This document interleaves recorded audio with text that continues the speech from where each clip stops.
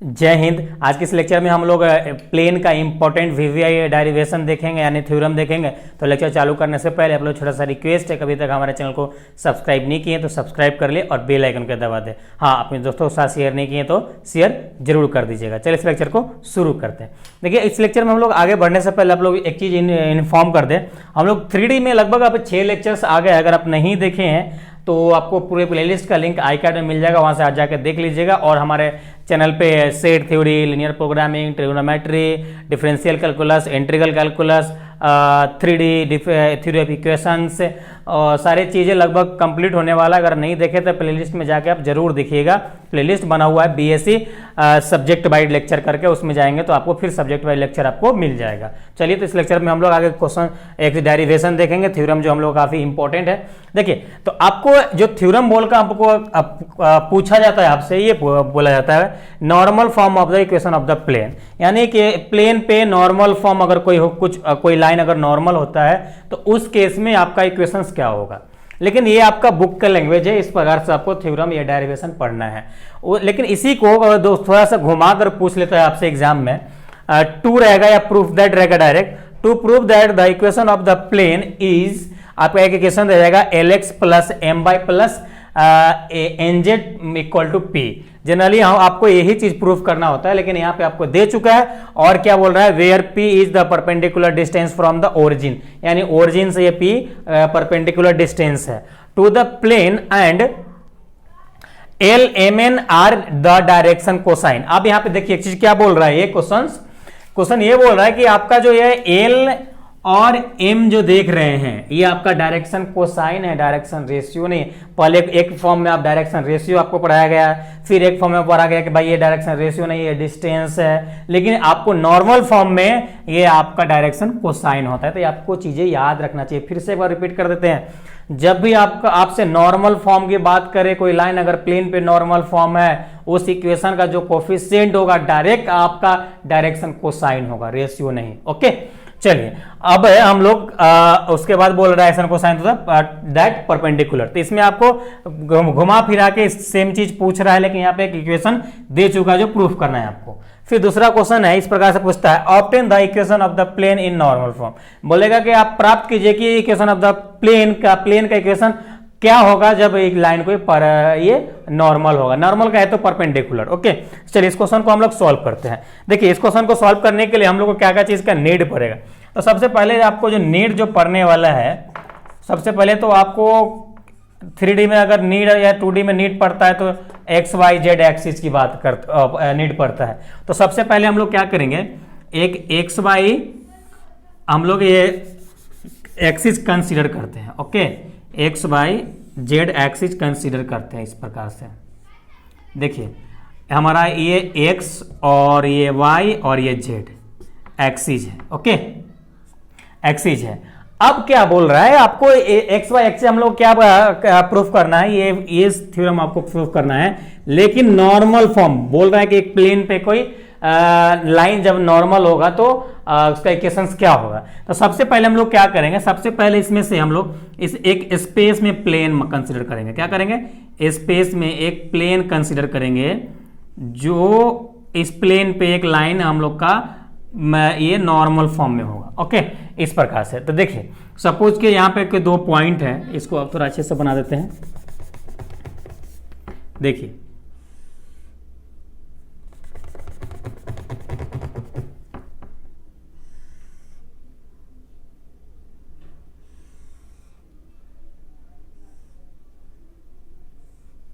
Okay, अब देखिए plane में सब आप 2 पॉइंट कंसीडर कर लीजिए। क्या कीजिए, प्लेन में 2 पॉइंट कंसीडर कर लीजिए, ये n है और ये a है।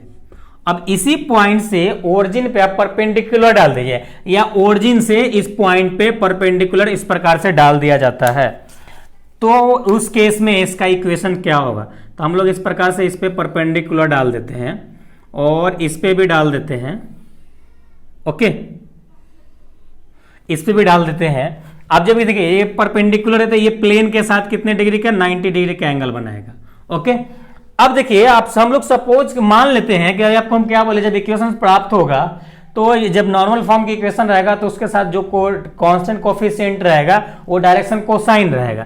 तो हम किसी इस लाइन को हम लोग मान लेते हैं, इसका डायरेक्शन जो आपका जो कोसाइन है, सपोज कीजिए डायरेक्शन कोसाइन है आपको इस प्रकार से L, N, N, यानी ये लाइन का डायरेक्शन कोसाइन आपका क्या है, आपका LMN है। ओके, अब हम लोग के इस पॉइंट का, ये पॉइंट का हम लोग कोऑर्डिनेट कंसीडर कर लेते हैं। सपोज करते हैं ये x और y और z है। ओके, अब हम हमारा ये P है, तो हम लोग के डिस्टेंस भी आपको मालूम होना चाहिए कि ओरिजिन से इस पॉइंट तक ये लाइन का डिस्टेंस क्या है। तो हम लोग मान लेते हैं कि इस लाइन का डिस्टेंस हम लोग का क्या है, P है, ऊपर वाले लाइन का डिस्टेंस P है। हम ऊपर वाले के क्यों मान रहे हैं तो थोड़ी देर में आपको समझ में आ जाएगी बातें, चीजें क्लियर हो जाएगी। अब देखिए इतना ही चीज हम लोग को मेनली नीड पड़ता है ये नॉर्मल फॉर्म का इक्वेशन प्रूफ करने के लिए। ओके, देखिए इतना चीज हम लोग मान लेते हैं। अब सेम चीज हम लोग यहां लिखेंगे, consider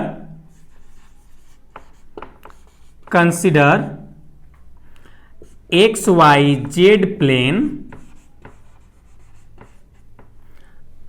and sorry XYZ axis बोलेंगे, प्लेन नहीं,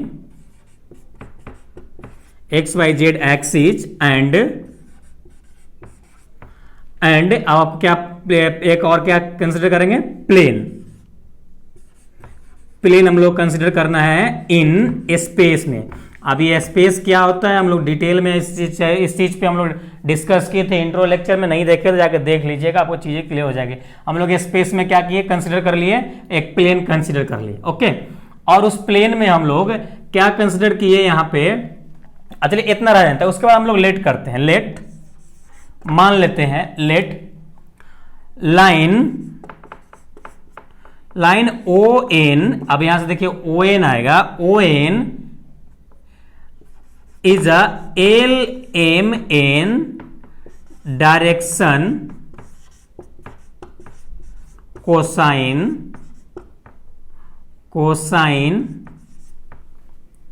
and P is a perpendicular distance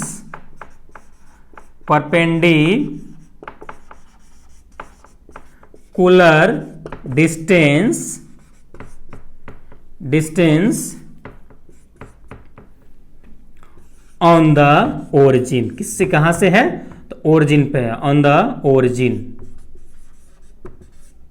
उसके बाद हम लोग OA लाइन के लिए हम लोग एक पॉइंट मान लिए यहां पे, फिर से एक बार लेट कर दिया, इसी में आपको एक शायद लिख दीजिए, चलिए हम लोग लेट कर देते हैं। देखिए तो point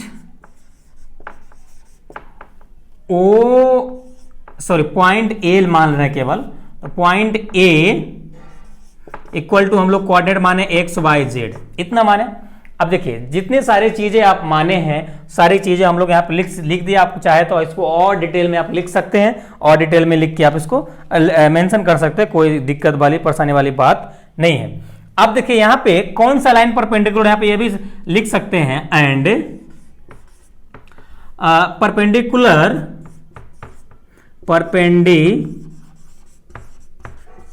two the line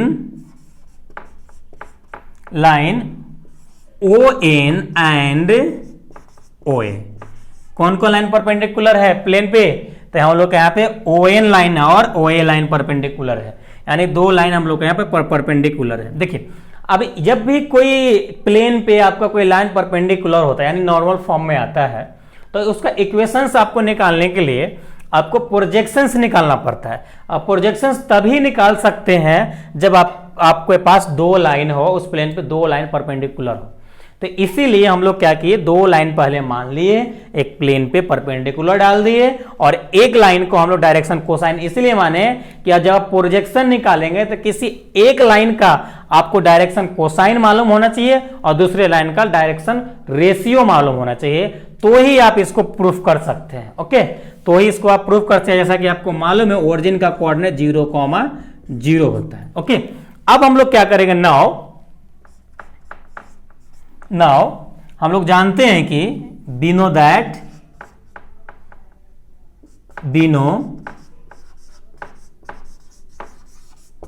know that projection of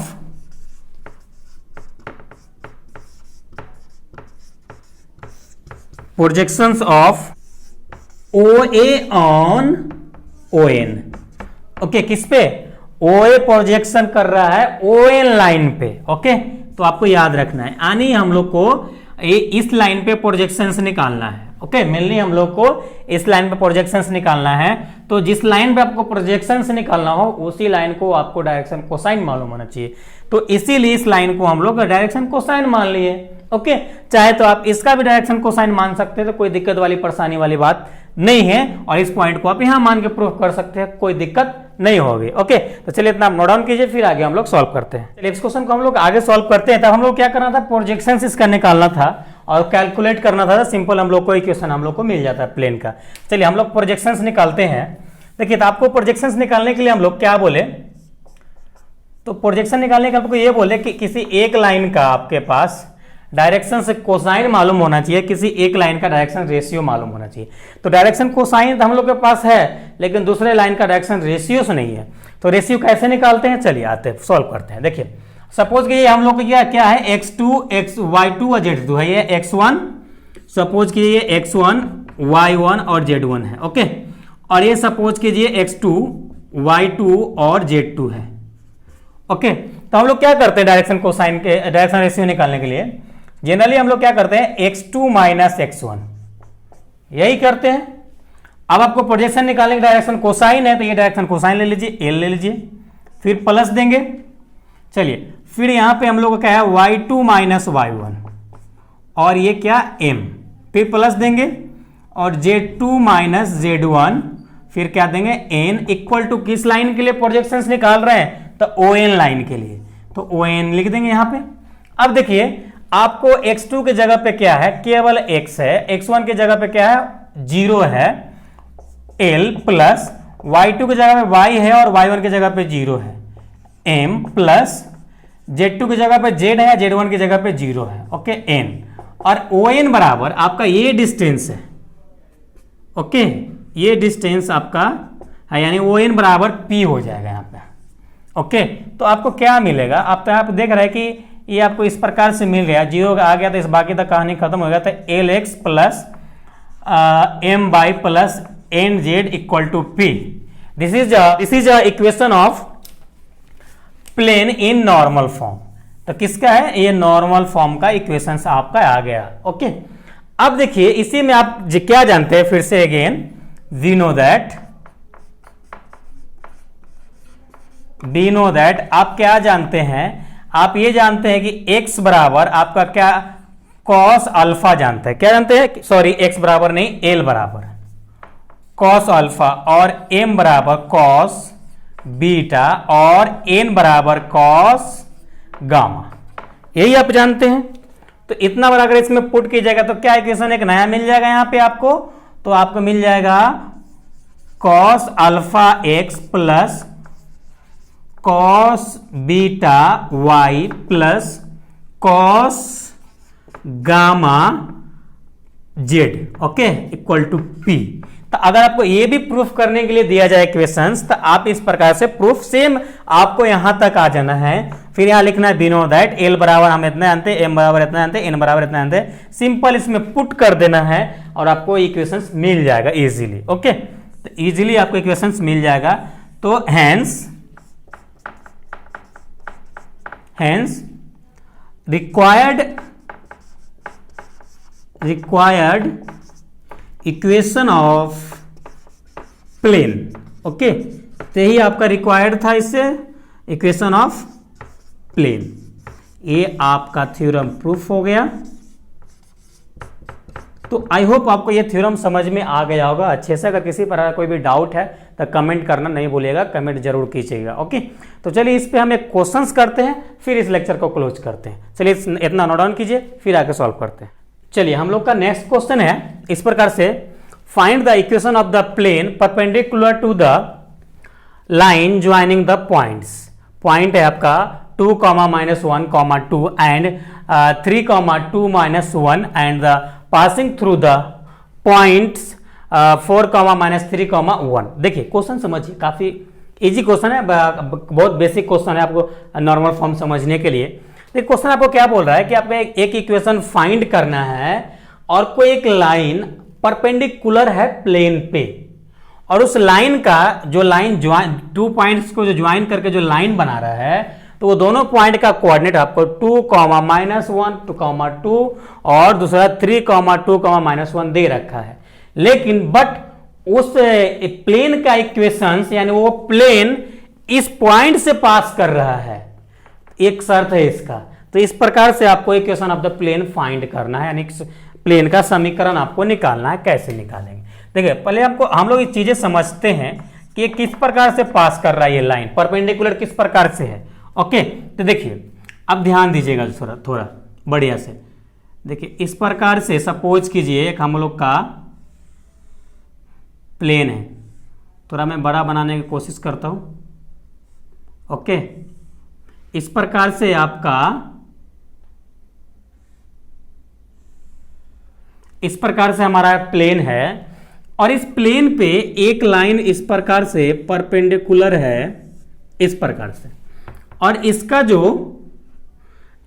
जो कोऑर्डिनेट है मान लीजिए ए, और इसका कोऑर्डिनेट है मान लीजिए बी, और इसका कोऑर्डिनेट दे रखा है हम लोग का 2, -1, 2, और इसका कोऑर्डिनेट हम लोग को दे रखा है 3, 2, -1, इस प्रकार से दे रखा है। और ये लाइन प्लेन पे 90 डिग्री बना रहा है, यानी परपेंडिकुलर है तो 90 डिग्री तो बनाएगा 100%। ओके, अब देखिए इस प्रकार से है तो हम लोग इक्वेशन फाइंड करना होगा। तो सबसे पहले हम लोग गिवन लिखते हैं। गिवन हम लोग को पॉइंट्स दे रखा है आपका इस प्रकार से। सपोज कीजिए हम लोग लेट कर चुके हैं, लेट कोई ए पॉइंट है 2, -1, 2 एंड बी पॉइंट हम लोग का है 3, 2, -1, और पासिंग पॉइंट है जिससे पास कर रहा है, यानी पासिंग, जो आपका पासिंग पॉइंट है वो इस प्रकार से है 4, -3, 1। ओके, ऐसा है। नाउ अब हम लोग क्या करेंगे, लेट करेंगे एक general equation. Let general equation of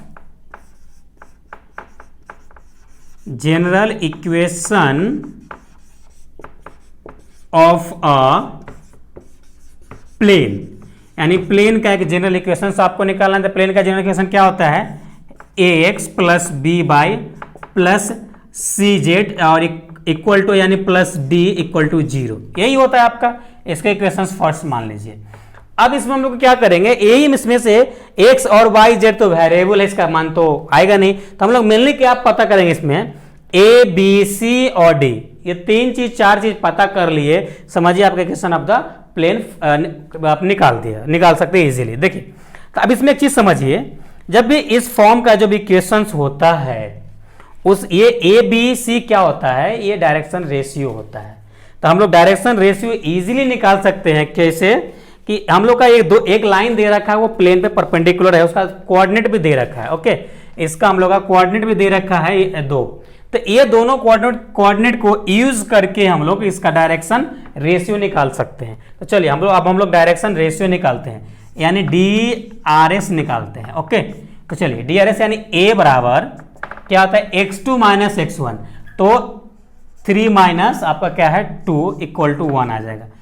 B बराबर आपका क्या है, B बराबर आपका है आपका 2 है, और ये -1 है, माइनस प्लस हो जाएगा, तो ये 3 हो जाएगा। और C बराबर आपका क्या है, C बराबर -1 है, ये 2 है, यानी -2 यानी -3 आ जाएगा। तो आपका डायरेक्शन रेशियो इतना आ गया। तो सिंपल आप इसमें पुट कर दीजिए, तो put this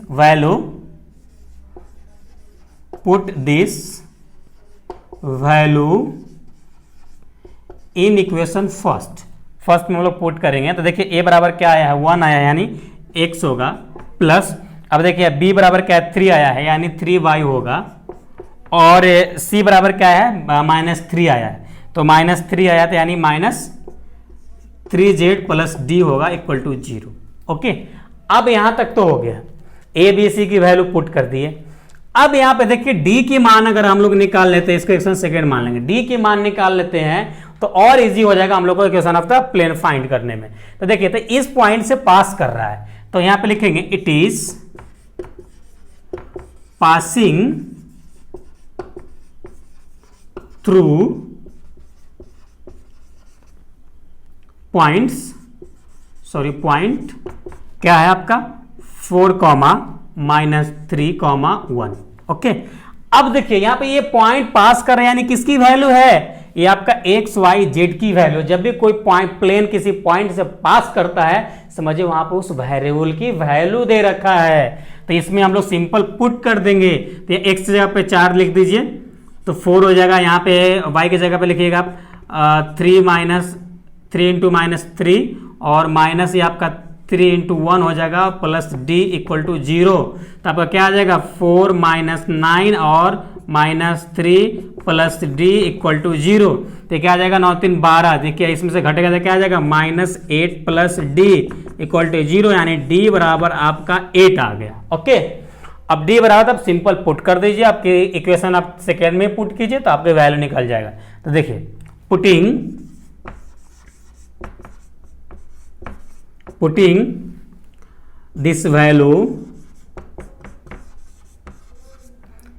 in equation second में पुट कीजिए तो क्या आ जाएगा x plus 3y minus 3z और d बराबर क्या आया है आपका यहाँ पे 8 आया है, तो plus 8 equal to 0। This is a required equation of the plane, यानी यही आपसे रिक्वायर्ड था, यही चीज निकालना था, तो निकल गया इजीली। तो आई होप ये क्वेश्चन आपको अच्छे से समझ में आ गया होगा। अगर कोई भी कंफ्यूजन डाउट है तो कमेंट करना नहीं भूलिएगा, कमेंट जरूर कीजिएगा। अगर अच्छे से समझ में आ गया तो लाइक नहीं किए तो लाइक कीजिए, और अगर सब्सक्राइब नहीं किए तो सब्सक्राइब कर लीजिए, हाँ पे भी दोस्तों के साथ शेयर जरूर कीजिएगा। तो चलिए फिर मिलते हैं नेक्स्ट लेक्चर में VVI प्लेन का क्वेश्चन के साथ। जब तक अपना ख्याल रखिए। Thank you, love you all.